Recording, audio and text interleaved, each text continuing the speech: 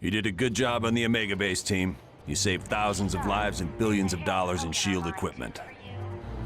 Yes, a device known as the Mutant Amplifier.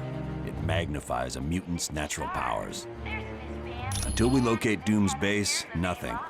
And since all we're doing is cooling our heels, I want you to investigate a report that there's a riot taking place in Atlantis.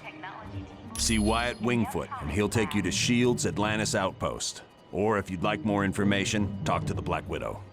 Colonel Fury, Red Ralston is on line 6. Warning. Mr. Stark, there's a Harold Hogan on line 2 for you.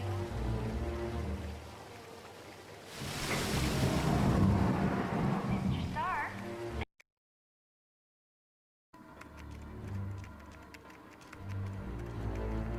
Welcome, and good day to you.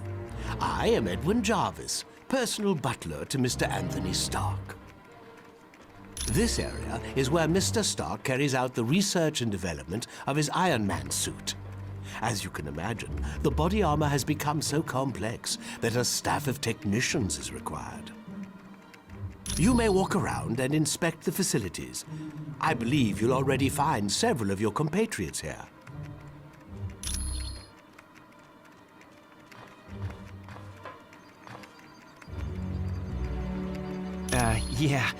The name's Jack Hammer, but you can call me Weasel. Everyone does. Yeah, and don't worry, I came in through the back. No one saw me. Wyatt Wingfoot gave me a damaged laptop.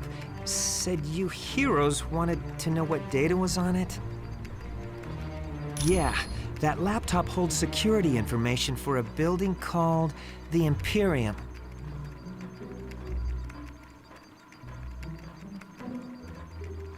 I can find out, but you'll have to get me the password into SHIELD's priority files. Oh, there's 3 possibilities. Jacob Fury, Baron Strucker, or Gabriel Jones. Talk to Vision. He'll be able to help.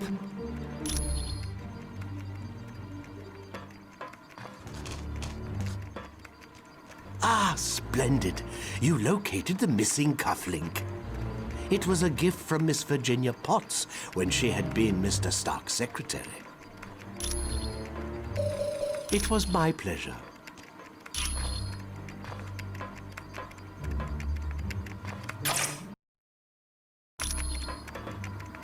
Stark Tower's a beauty, isn't she?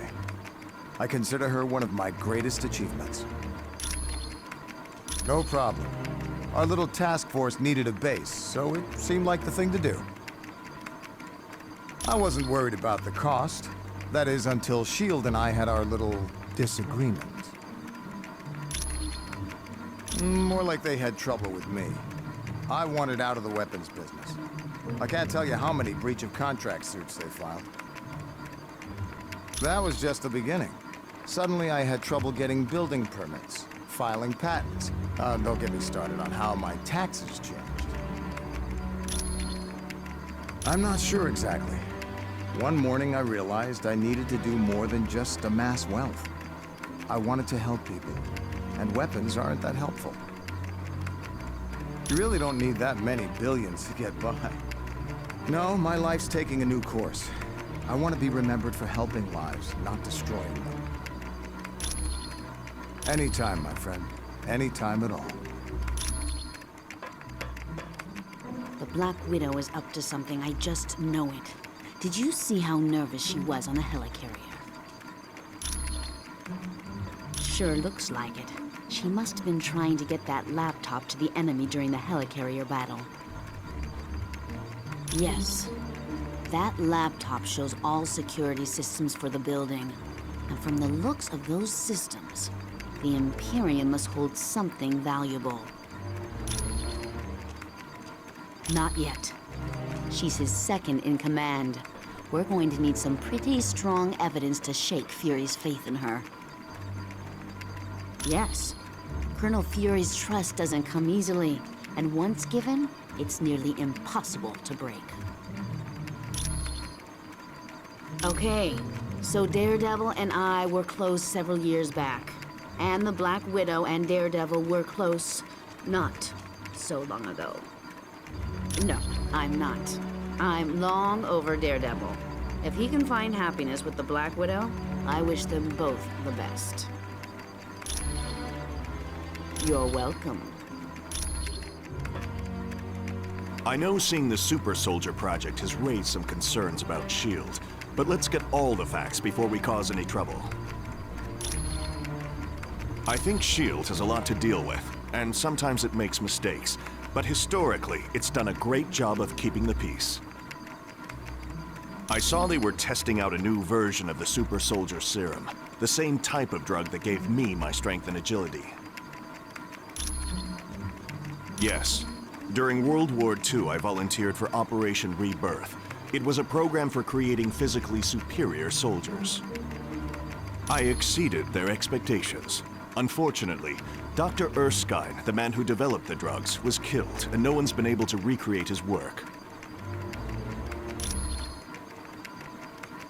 I have to admit, things sound kind of suspicious.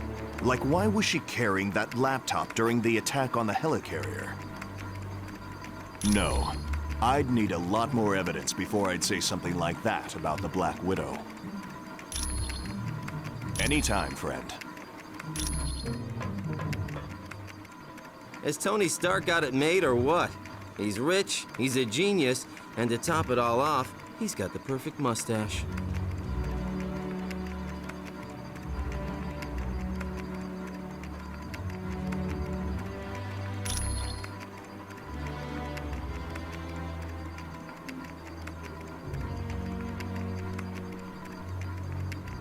Gee, I can't see why.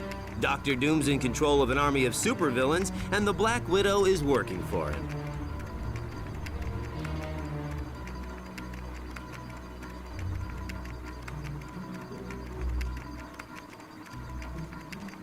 Are you off your meds? The only thing that would make this worse is if the Earth were destroyed to make way for an intergalactic highway.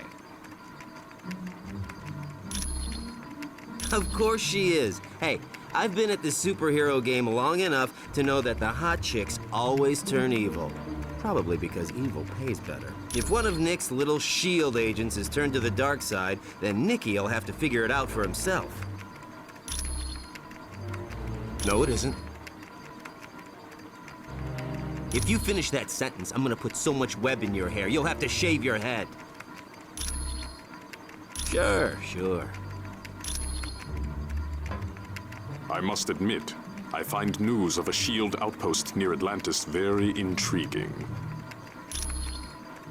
Now I know the extent S.H.I.E.L.D. is willing to go to gather information on countries with closed borders. Indeed, it does. And now I wonder if perhaps S.H.I.E.L.D. doesn't have an outpost hidden there. We have the largest deposit of vibranium in the world. To open our borders would be an invitation to those who would conquer us. Over the centuries, fools have tried. But the Black Panther is always there to stop them. Indeed I am. Victor Von Doom has created a sizable army of supervillains. I don't know, but Doom must have a truly grand scheme to risk attacks on the helicarrier and the Omega base. You are quite welcome.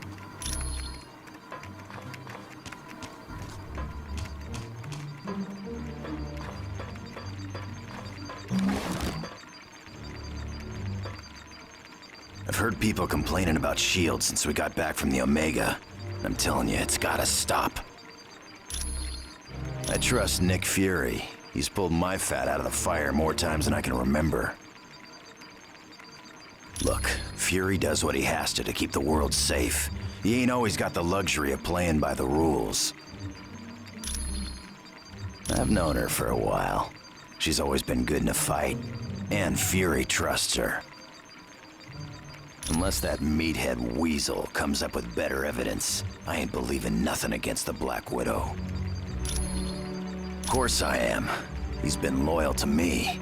After all the trouble I had with the Hand recently, I owe Fury my life 12 times over.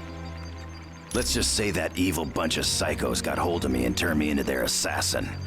I caused a lot of people a lot of pain.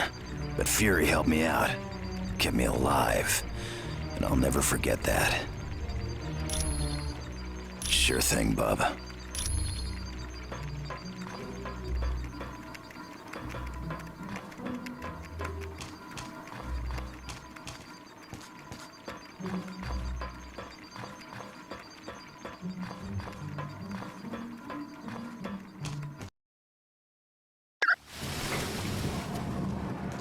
Mr. Stark, there's a Harold Hogan on line 2 for you. What did you think of the Omega, Dr. Richards?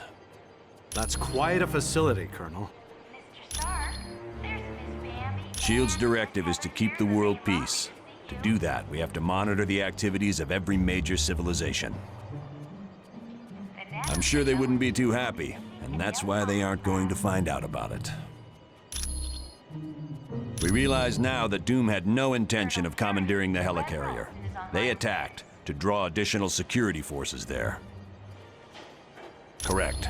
The Omega and the experiments it held was their prime objective all along.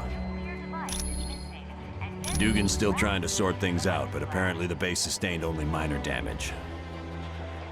Yes, they'd been locked in a cold storage unit on level 3. Aside from some minor cases of frostbite, everyone was fine. You're welcome. We just received a message from Namorita, the cousin of Namor. Apparently, there is a riot going on in Atlantis. Unknown, but for some reason, the Atlanteans have forcibly removed Namor from his throne. Yes, which means something is seriously wrong. See Wyatt when you are ready to go to S.H.I.E.L.D.'s outpost in Atlantis.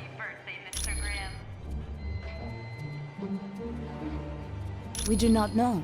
He has been a fair and just ruler for many years.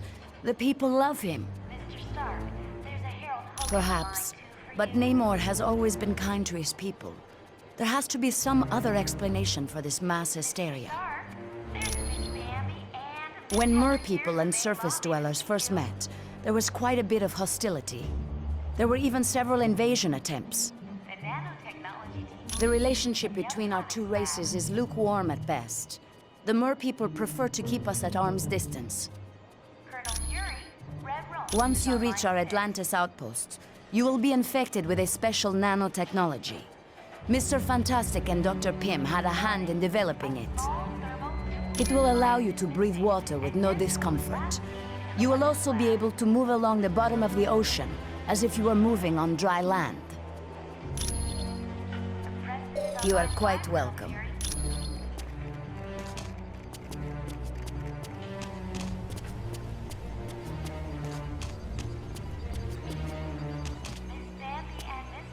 Ah, my cybernetic helmet. Thanks. I owe you one. The mutant amplifier vastly augments any mutant's natural power. So a psychic that can lift a book will become powerful enough to lift a bus. Yes, but it has some serious side effects. The amplifier causes damage to the DNA of any mutant it's used on. Not much.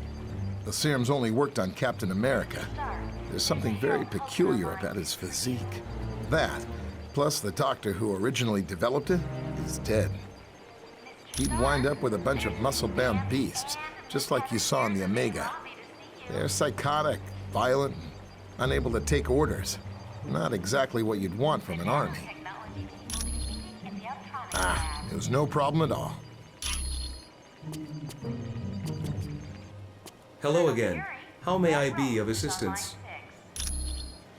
Namor is the first known hybrid of Homo sapiens and Homo mermanus, humans and merpeople.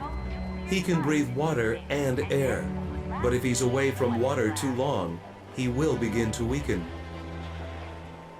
As with most merpeople, he has an inborn distrust of surface dwellers, and true to his belligerent nature, Namor can take his distrust to the extreme. The Atlanteans are distant cousins to your race. Having evolved on the ocean floor, it is impossible for them to breathe air. Because they live in the extreme conditions of the ocean, merpeople are very hardy. They are stronger than humans, can swim up to 30 miles per hour, and live to be over 150 years of age. I know it's a name Colonel Fury would just as soon forget. Jacob Fury was so jealous of his older brother's success that he turned to a life of crime. Yes, and to make matters worse, the Colonel was forced to kill Jacob. So you can see why Colonel Fury does not care to dwell on that name. I would suggest you talk to the Black Widow about that name. I am glad to be of assistance.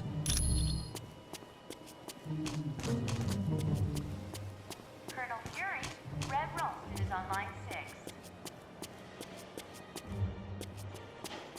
Greetings. Welcome back.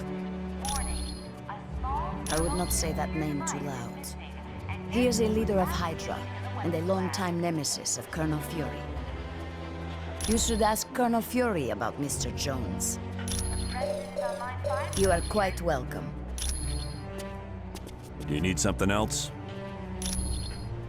Gabe? Heck yes. He's a great guy. Back in the day, he was one of my Howling Commandos. Still waiting for you in the He still is. Gabe's one of my top advisors. He saved me from making serious mistakes more times than I care to remember. You're welcome. Johnny Storm would like you to announce that today is Ben Grimm's 65th birthday.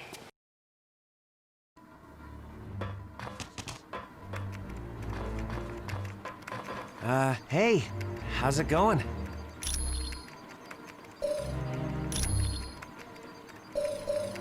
Thanks.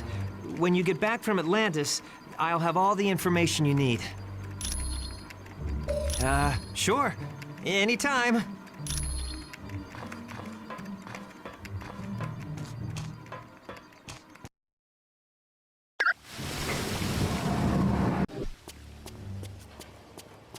Mr. Stark, there's a Harold Hogan on line 2 for you.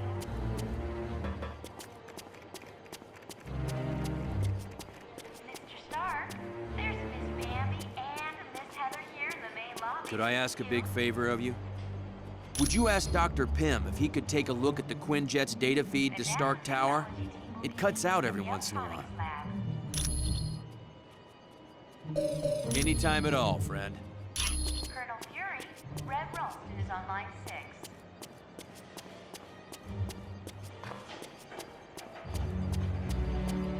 Warning, a small thermonuclear device is missing, and this was last seen in Hi, it's good to see you. Do you need something? Ah, that's right. The Quinjet's comm line to the Stark Tower was cutting out. I'll take care of that right away. Ah, it was no problem at all.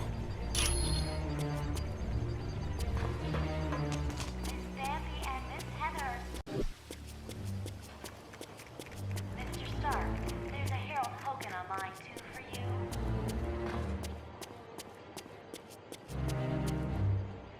Mr. Stark, there's Miss Bambi and Hi, Miss Heather it's good to here see in you. the main lobby to see you. Are you kidding? Mr. Stark built this jet as tough as they come. The nanotechnology. No problem. She's completely submersible.